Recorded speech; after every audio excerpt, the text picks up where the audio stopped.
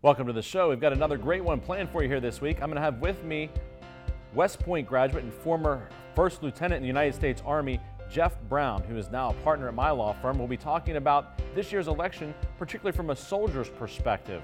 We'll also be talking about some of our usual features and, of course, ending the show with sports. This week, we're going to start off the show with a legal tip, though. And this week's legal tip is talk to your children about the consequences of posting harmful things on social media. The reason I chose this for the legal tip this week is that I had the opportunity to participate in an anti-bully summit with children in Pittsburgh this week. And to hear the stories of those kids, I heard an 11-year-old girl who said, "Why do people call me a whale? I try to watch what I eat. I try to not eat harmful things. I try to watch my weight, but people still call me a whale. Why do they do that?" To hear an 11-year-old girl and what she's going through as a result of that was really disheartening. And to hear the other kids there talking about the things that they're experiencing, and a lot of the things are on social media. We didn't have to deal with that, people my age, when we were growing up. There was no social media. But the one thing was we did encounter bullying in our schools, maybe on the playgrounds, maybe walking home from school. But when we got home, it was over with. It was done. These kids don't escape it these days. With the devices they have, the mobile devices, the phones, the iPads, the computers, they're still getting these things while they're at home from these people they're trying to escape during the school day. We have an obligation as adults to talk to our children about how harmful it can be, the things that they put out there on social media, and also the consequences for them. There are some things that could be considered assault if they put another person reasonably in fear for their safety, something they think can be acted upon. There are forms of harassment that are against the law. But more importantly, it's just morally wrong. It's not the right thing to do. And we have an obligation to teach our kids about why they don't want to be doing these things, why they want to be kind to one another, compassionate, caring about one another. So I encourage everyone to keep this tip in mind, because there are legal consequences. That's something that maybe that'll register with the kids if the moral consequences and the moral implications don't. So keep that in mind. Next, the quote of the week, particularly timely. I've been doing a lot of things dealing with voting and elections recently, but this one comes from President John F. Kennedy. "Let us not seek the Republican answer or the Democratic answer, but the right answer. Let us not seek to fix the blame for the past. Let us accept our own responsibility for the future." President Kennedy, perhaps my favorite president, Catholic like I am, and perhaps that's one of the reasons I liked him so much. Of course, a very young president. But when I think about this particular quote, I think it is more true now than maybe ever. So many times our political battles turn into Democrat versus Republican instead of what's right for our country or our state or our area, and people get so focused on party politics. Really examine the candidates, the issues, what they stand for, their demeanor, how they're going to represent your interests, whether it be at the state legislature, at the national level, and decide what's best for me based upon whose ideals most fit my beliefs. So take a look at that. Keep this in mind from President Kennedy. And I've got some friends that are running for office this time around. I think about people like Lisa Zukov, who's running for Senate in the 2nd senatorial district here in West Virginia that covers a whole bunch of counties. She was the guest on this last week's show. Great woman. Believes in the things she's fighting for, wants to go to Charleston to make a difference, and is running for all the right reasons. And I wholeheartedly endorse her candidacy for those reasons, because I know she believes in the people. She comes from a blue-collar family and wants to do what's right for the masses, for the people, for the workers.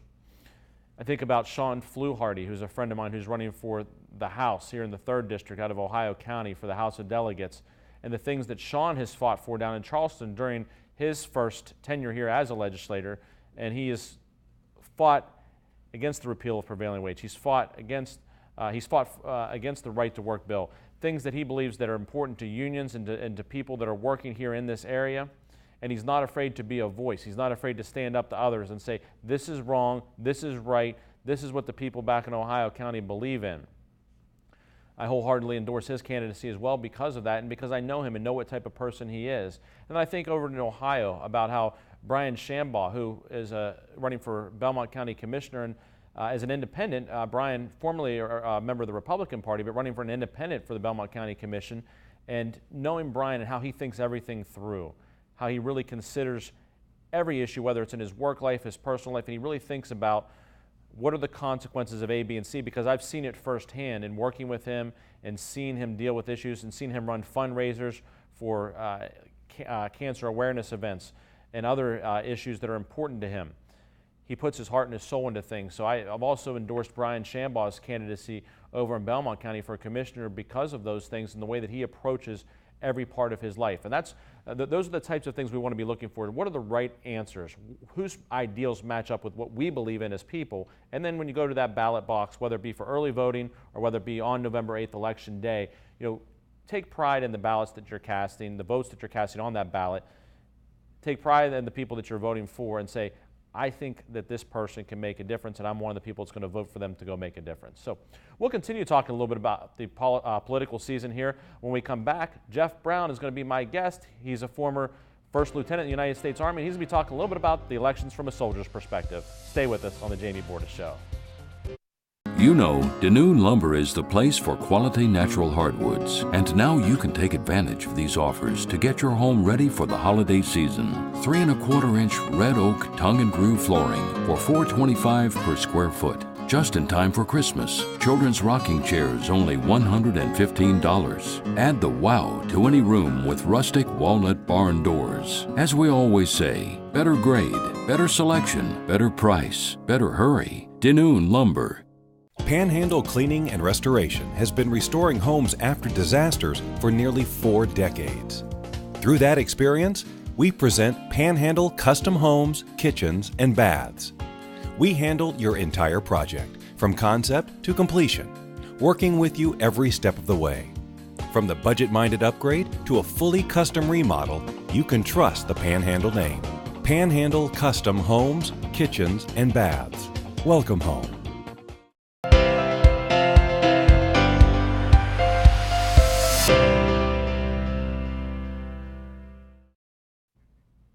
Welcome back to the show. We've been talking a little bit of politics here on the first part of the show. We're going to continue with that with my guest today, who is Jeff Brown, a West Point graduate, former First Lieutenant in the United States Army, and now a partner at my law firm, Bordas102716OA.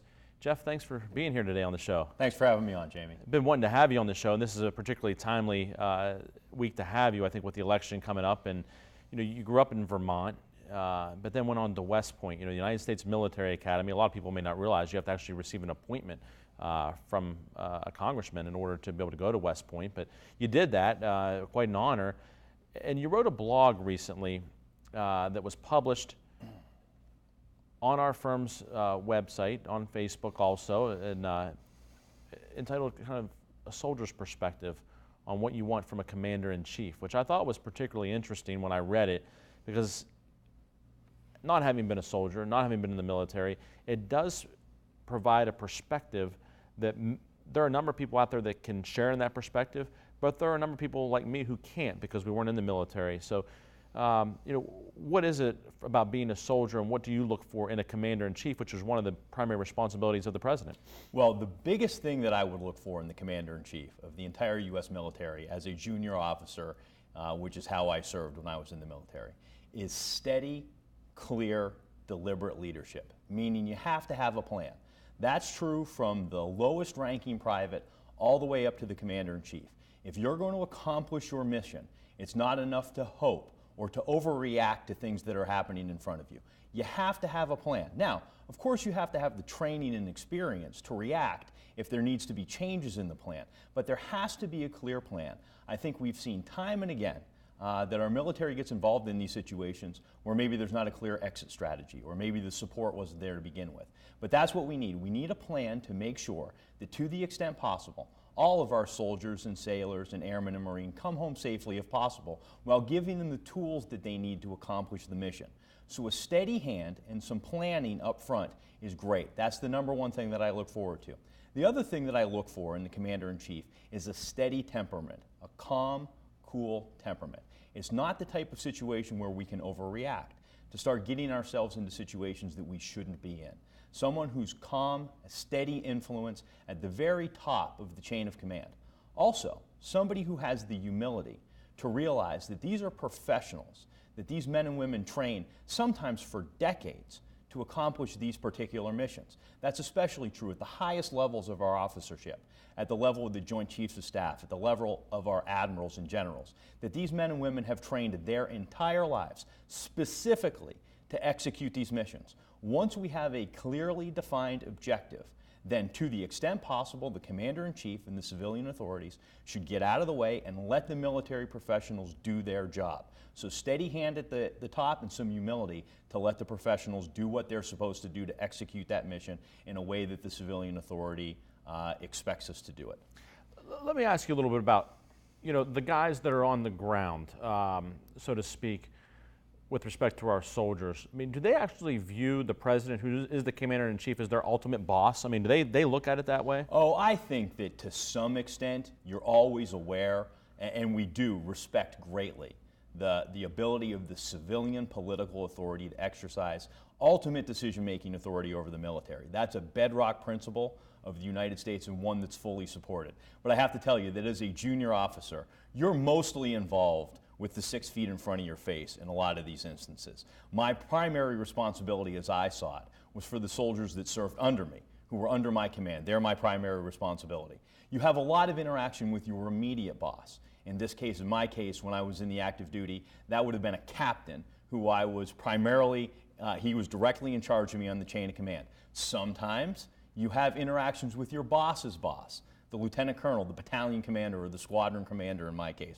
Beyond that, okay, there isn't much to worry about. You've got enough to do to keep your soldiers equipped and accomplishing their mission and safe, doing the best you can to make your immediate supervisor happy, and when you can, to make your boss's boss happy. In that way, it's maybe not unlike a lot of different jobs. The idea that the president is ultimately in charge of the military is true, and everybody, of course, is aware of that.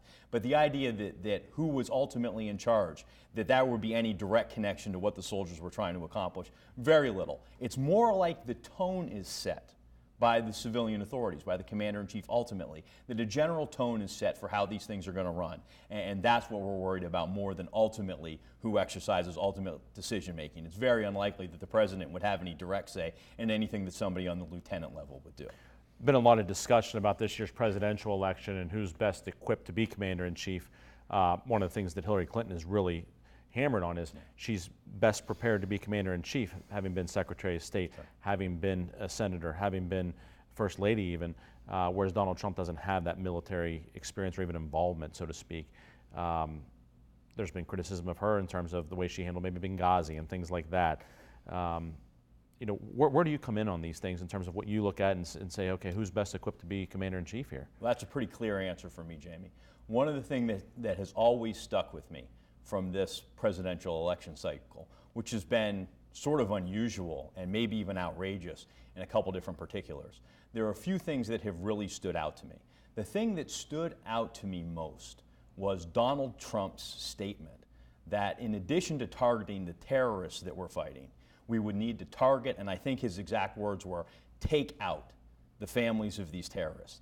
That's insulting to me, absolutely unacceptable. Anybody who served in the military, I think, would tell you that the moral foundation of service, it's a deadly job where we are asked as part of our job to potentially kill another human being. The most serious thing that you can do. We take that obligation and those duties incredibly seriously. They can only be executed within a strong moral framework. That not only are we accomplishing the mission, we are accomplishing the mission the correct way. There are certain things that are simply out of bounds. The deliberate targeting of non-combatants' families is so far beyond the pale of anything that I have ever heard anyone say that the mere representation of it, the statement there, I found that offensive. Furthermore, you pair that with certain other statements that Mr. Trump has made throughout the course of his campaign, where he represents that he knows more about how to defeat ISIS than our career generals do, that he would advocate for a lot of techniques, even with our enemies, that I think most people would consider to be torture.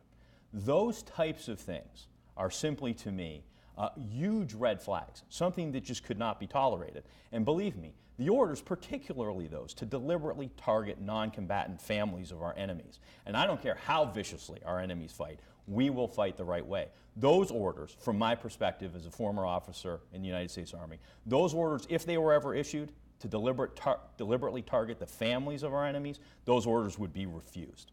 It was an interesting moment in one of the Republican primary debates. I think that was the one that Bret Baier from Fox News moderated, where he asked Mr. Trump directly about this. I think if you remember, there was a long letter written by some former Republican national security officials talking about Trump's fitness for office, and their opinion was he was not fit to be the commander-in-chief. And I think the question posed to Mr. Trump was, if the military refused your unethical orders, what then? And I think a lot of people remember what Mr. Trump said. He said, "They won't refuse me, believe me." That's not the talk of a president of the United States in a democracy with a professional officer corps and a professional men and women who run that. That's the talk of a dictator. And I think it elicited a reaction even from the crowd at the time. So those are some of the things that stand out to me. This sort of loose talk about what I would consider to be war crimes, to me that's disqualifying, and that's my perspective on it. We need to take a break. When we come back, we'll talk a little about your other side of your life, being an attorney, and we'll talk a little about the Attorney General's race here in West Virginia. Stay with us on the Jamie Bordas Show. Every day, more than 70,000 puppies and kittens are born in the United States. Just one female can contribute more than 2 million offspring in 8 years. At the Tiffany DeLess Spay and Neuter Clinic, we are trying to help. We offer reduced cost services to income-qualified families from all over the Ohio Valley. We understand that the cost of owning a pet can be overwhelming, and that stress multiplies when they do. Call the Tiffany DeLess Spay and Neuter Clinic or visit us online to find out if we can help you. People always ask me what it means to be a dealer for the people. For the people is a simple idea. It means we believe that everybody deserves to drive a nicer, newer car. This belief drives the entire team at Robinson Auto Group to care more, to try harder, and to work smarter. Whatever's keeping you from driving that car you want, I guarantee we'll try our best to help you. We're Robinson Auto Group, and we're the dealer for the people.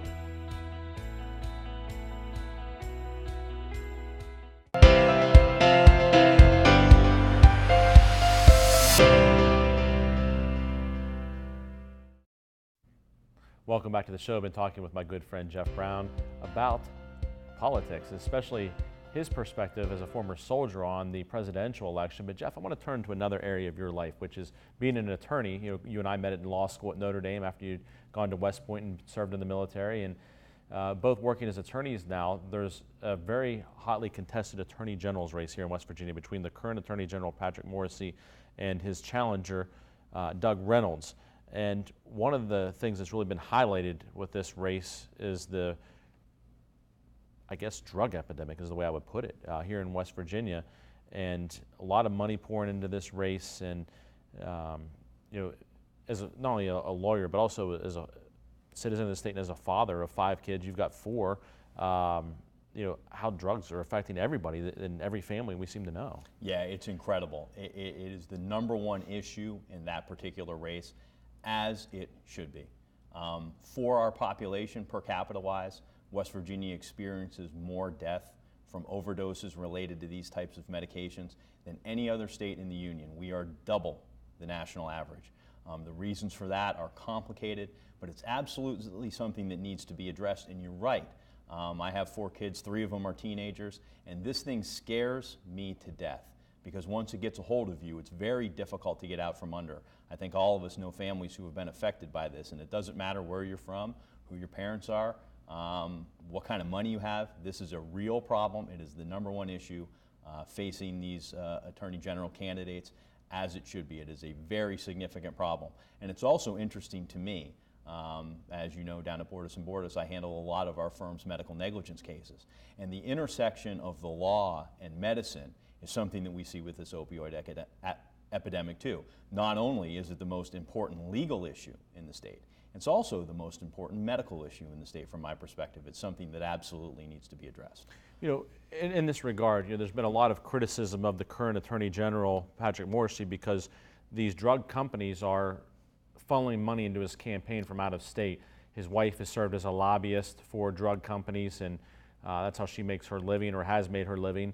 And because of that, a lot of attention being given to that, a lot of things being thrown back the other way. But that's one of the big issues here: is how can you be the Attorney General? How can you be the one, to try to stop this drug epidemic when your wife has been a lobbyist for the drug companies? Yeah, that's absolutely right. And there was a recent investigative piece on CBS News. I mean, anytime it rises to that level, where CBS News did a particular interview with Attorney General Morrisey on these issues, and it's quite striking. I mean, the way that they lay that out, and sort of the interview that they did with him about his relationship with these organizations. And I think that just gets us into who is better positioned to combat these issues. They both say that the opioid epidemic is the #1 issue, but who's better positioned to deal with that? Doug Reynolds, who's independent of all of that, versus Patrick Morrisey, who himself has taken campaign money from these types of organizations, who himself used to be a lobbyist for these types of organizations, whose wife is involved with lobbying for those organizations. He's met with members of these types of organizations, even while the state of West Virginia is investigating and suing them. So it comes down to who has the right kind of background to tackle that overall #1 problem. And it's not just a matter of the specifics, but the Attorney General's office can go a long way towards coordinating with other agencies and setting policy. Well, Doug's been up here to Wheeling a couple of times now,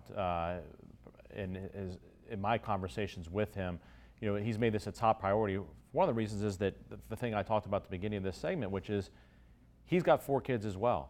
And because of that, because he has the 4 children, I think he recognizes this as a problem, doesn't want it to be a problem for his kids growing up, and wants to do something about it for the many families that he knows and has talked to. So for that reason, I've endorsed his candidacy, and I think that he'd be a great Attorney General and would take some steps to do something about this problem. But Jeff, I want to thank you for being here on the show today, talking about these issues. Appreciate you doing it, and I think that the viewers probably got a lot out of it from hearing what you had to say. You're welcome. Thanks for having me. We need to take a break. When we come back, we'll be talking sports. Stay with us here on the Jamie Bordas Show. At Progressive Bank, our loan process is unique. It's personal.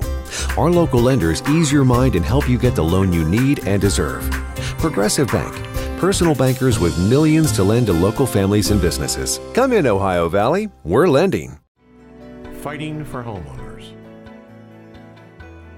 Fighting for workers. Fighting for children. Fighting for mineral owners. Fighting for patients. Fighting for policyholders. Bordas and Bordas, fighting for justice. Progressive Bank understands borrowing money can be a daunting experience. Our local lenders ease your mind and help you get the loan you need and deserve. Progressive Bank, personal bankers with millions to lend to local families and businesses. Come in, Ohio Valley. We're lending.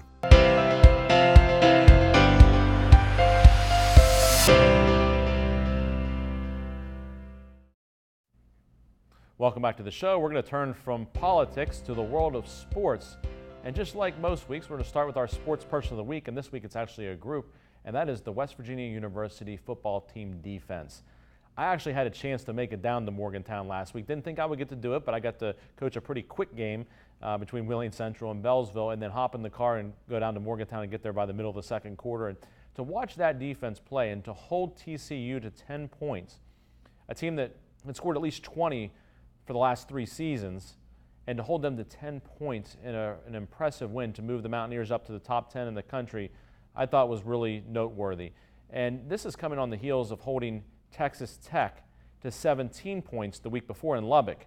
Now, Texas Tech was my upset pick of the week last week. I picked them to beat Oklahoma. They actually didn't do it, but scored 59 against the Sooners and still lost. Amazingly, they lost 66-59, I think, but they scored 59 points against Oklahoma, and WVU had held them to 17. So this defense for the Mountaineers is really rolling, so I recognize them as the sports person of the week here on the Jamie Bordas Show. This week for the Mountaineers, of course, a big game against Oklahoma State in Stillwater.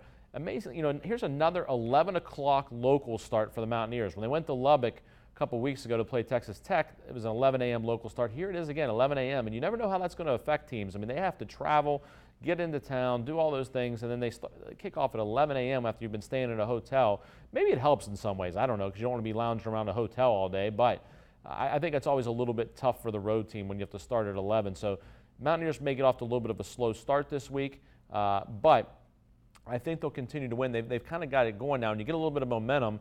They're the only undefeated team left in the Big 12 other than Baylor. Baylor has a game this week, that they, I think, should do fine in, but the Mountaineers, I think, will win this one, but I don't think that it will be easy. I'll take the Mountaineers, but I think they'll have to, pull away in the second half. I'll take the Mountaineers in this one by 10. And elsewhere in the world of sports, the Steelers play without Big Ben against the Patriots. I said this last week on this show that the Steelers would lose by 10. They lost by 11. I was pretty close. They did hang around for a while, but just not enough firepower, as I suspected, to get the thing done. The Patriots and Brady Gronkowski in the second half looked impressive as you would expect them to. The Steelers just need to get to full strength, and this bye week couldn't have come at a better time for them. They get this week off, and then Baltimore next week. Big Ben was actually throwing in practice this week, which is a great sign after just having surgery last Monday on his knee. We'll have to keep an eye on whether he's going to be ready to go. I think he will be. He said he would have played against the Patriots had it been a playoff game. I don't know how effective he would have been, how much he'd been able to move, but Ben's game is really staying in that pocket, shifting around in the pocket and getting it down the field, so I think he would have been able to do it. I expect he will be back because it's a big divisional game against Baltimore, so we'll keep an eye on that and update that on next week's show, but hopefully the Steelers can all get healthy, including not only Ben, but Cam Hayward and the other guys they've been missing.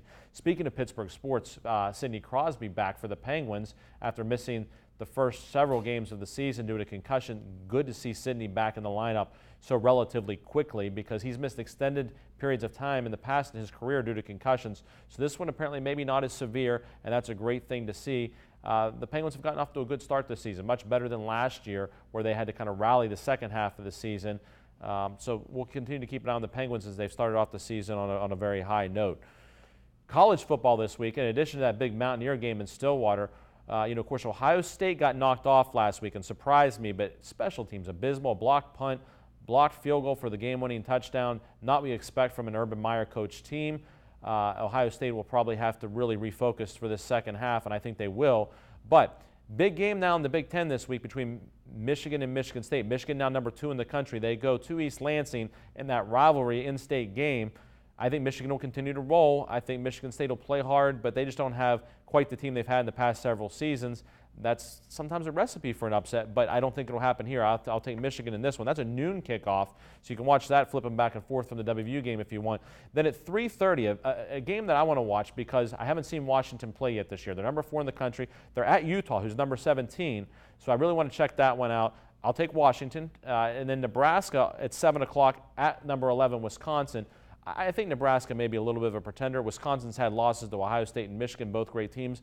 I'm going to take Wisconsin in that one. They'll be jumping around at the end of the third quarter. And then the 8 o'clock game, number 3 Clemson at number 12 Florida State.